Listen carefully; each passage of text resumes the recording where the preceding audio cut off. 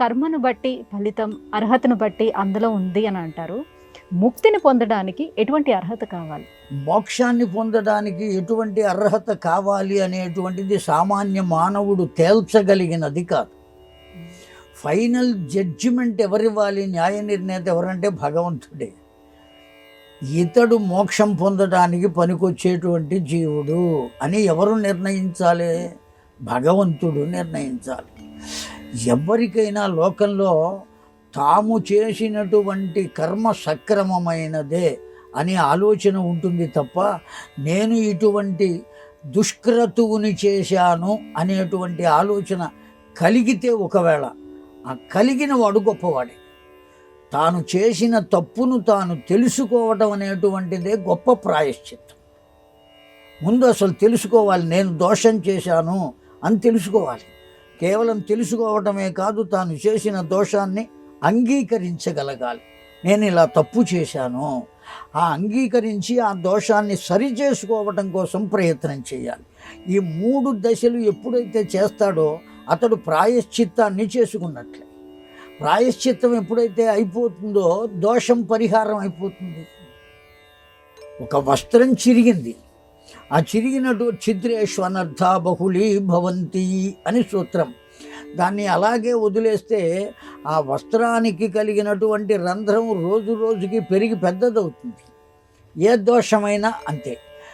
అప్పుడు ఏం చేశాం మనం? ఇంకొక వస్త్రాన్ని తీసుకొచ్చి, అయ్యో ఇది చిరిగిపోయింది కదా, ఇది ఇంకా పెద్దదవుతుందేమో అనే ఆలోచనతో ఒక వస్త్రాన్ని దానికి జోడించి ఆ చుట్టూతా కుట్లు వేసి ఆ రంధ్రం కనబడకుండా, ఆ వస్త్రం చిరిగింది అన్న సంగతి కూడా తెలియకుండా, ఇప్పుడు ఏదో కొత్త మాట చెబుతున్నారు, డార్నింగ్ అని చెబుతున్నారే, ఆ విధమైనటువంటి పని చేసేసి దాన్ని కొత్త వస్త్రంలాగా చూపించాం.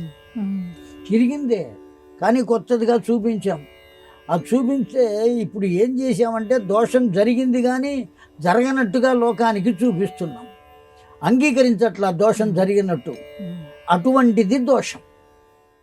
తన దోషాన్ని తాను ఒప్పుకుని దాన్ని సరిచేసుకుని చక్కదిద్దుకోగలిగితే ఆ దోషం నశించిపోతుంది. ఇప్పుడు ఆ ఛిద్రం కాస్త ఏమైపోయింది? కనపడకుండా పోయింది. కనుక అక్కడ దోషం నశించిపోయింది. ఏ విషయంగానూ తాను చేసింది దోషం కాదు అని అనుకునేటువంటి మానవుడు మోక్షాన్ని పొందేటువంటి అవకాశం లేదు. కనుక తన దోషాన్ని తాను తెలుసుకోవాలి.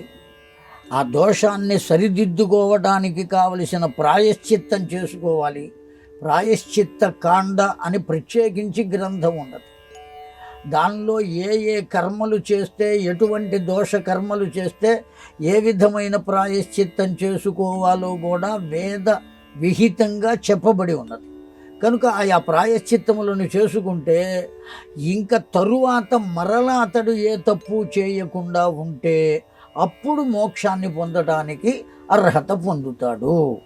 ఎప్పటికప్పుడు వారం రోజులు తప్పులు చేసి ఒక రోజున వెళ్ళి ఆ భగవంతుడి దగ్గర కూర్చుని నేను ఈరోజు ఈ తప్పు చేశా, ఈరోజు ఈ తప్పు చేశా అని మొత్తం చెప్పుకుని మళ్ళీ మొదటి నుంచి చేయడం మొదలు పెడితే వాడికి మోక్షం వచ్చే అవకాశం లేదు. ఆ దోషములు భగవంతుడు కడిగే అవకాశం లేదు. భారతీయ సనాతన ధర్మం దానికి ఒప్పుకోదు. చేసిన దాన్ని అనుభవించి తీరవలసింది.